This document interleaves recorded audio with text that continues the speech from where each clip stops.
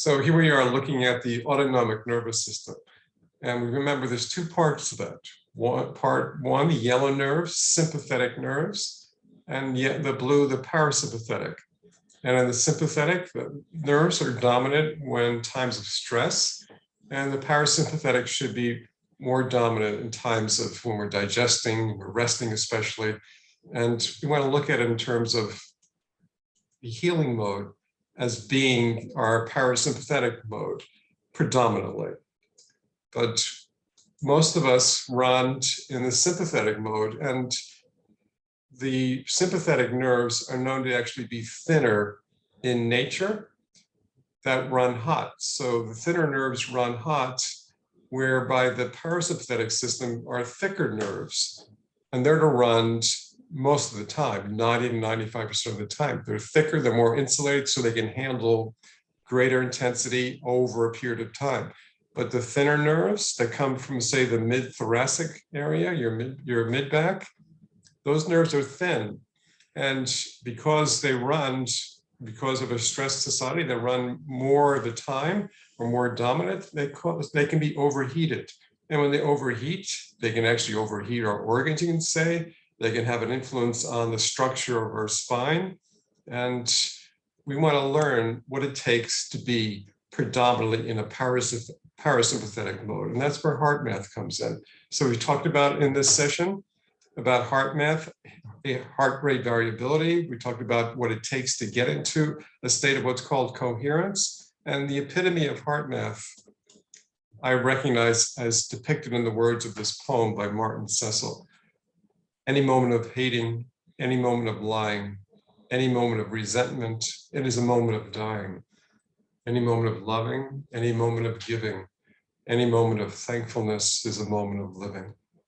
All our moments add together like the digits in the sum, and the answer tells us plainly whether life or death shall come. So I've outlined this in a picture-wise.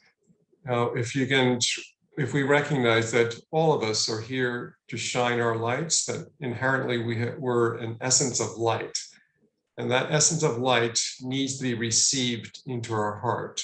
And in HeartMath, if we have a coherent heart where our HRV, or the space of time between each heartbeat, is beating in a healthy way, it allows for, you can say, something to be received in our hearts that we know is true of ourselves. And how that works is our heart needs to be kept in attitudes of loving, giving, thankfulness, which our mind is responsible to allow that to occur. Our mind is to fix. Our mind is to be the rudder of our hearts, to keep our hearts fixed in these attitudes, which allows for our subconscious mind, our mind and our subconscious mind to be in sync together, which allows for, you can say, a radiant influence, the solar plexus.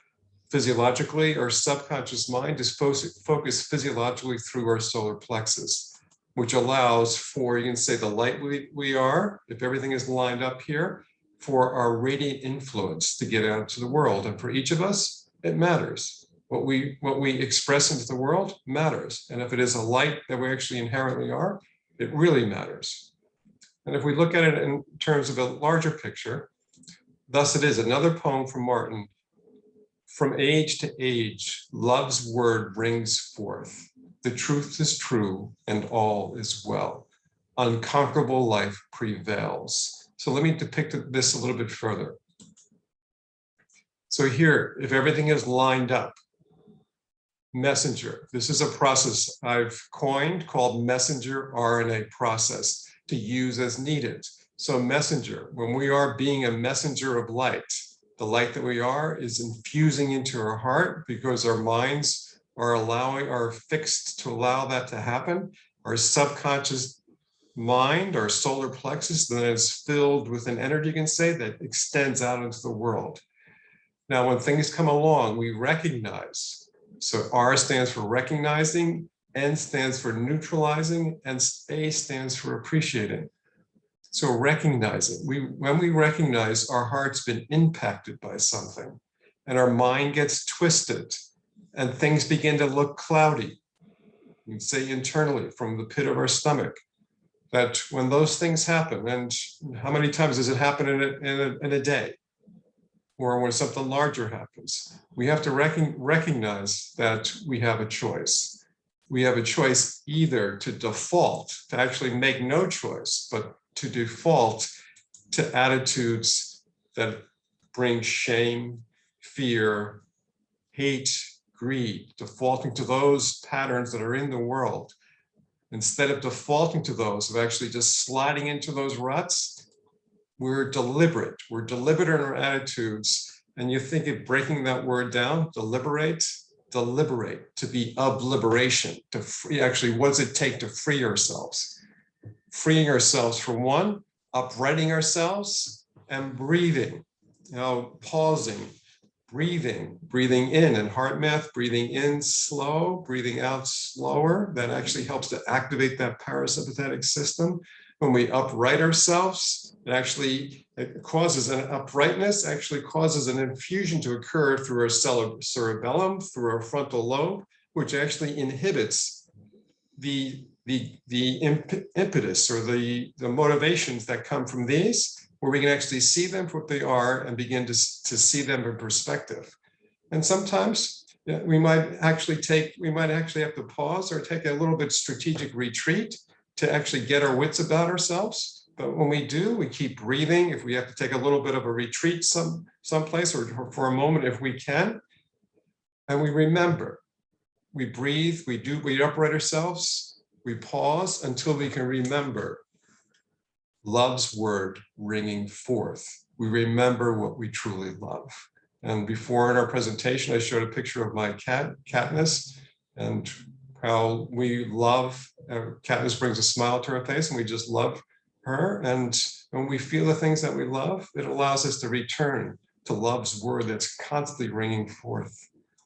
And that allows for us to recognize what's true and what's not, what needs to be let go of, what needs to be seen in perspective that brings an understanding, what needs to be seen, you'd say, in terms of forgiveness. Forgiveness maybe for ourselves for feeling these things, or forgiving others for actually feeling these things.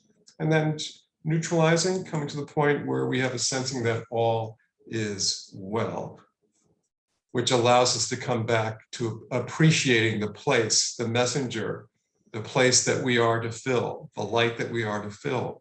And we recognize then too, we fill with others who are interested in the same thing. And we have a sensing that unconquerable life prevails. No matter what happens, no matter how gray things may look, unconquerable life prevails, provided we're in place. We're in place internally, but we're in place with others. And I want to introduce another thought in this respect. So let's look at this. Something I have in my mind is an endeavor of starting a group program for individuals that are aging, who want to stay healthy, and it's for individuals who have integrity, who want to shine their light. And they recognize as they're getting older, they want to shine that light as long as possible.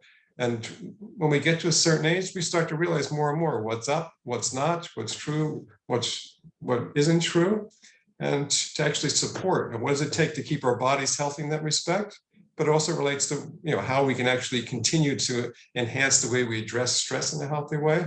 So all of that, along with other things, looking to stay healthy as you age for our greater health program. So for individuals who, again, are integrity minded, who want to group together, consider the things, what it takes to stay healthy and what it takes for our greater radiant influence to extend to this world. So if you look at it in terms of our personal health and fulfillment, comes through a shared experience. Really, none of us can be healthy on our own, and none of us can know fulfillment on our own. It has to be a shared experience. So I'm looking to set this platform up. If you have an interest in this, let me know. Our next HeartMath session will be December 5th at 2 p.m. I look forward to our time. And for those of us who are here with us now, we'll end the recording and look to share what we can share at this point. And if anybody of you that see these comments, if you see this video, then please feel free to leave a comment of your own. I'd be glad to hear it. So I'll talk to you later. Bye.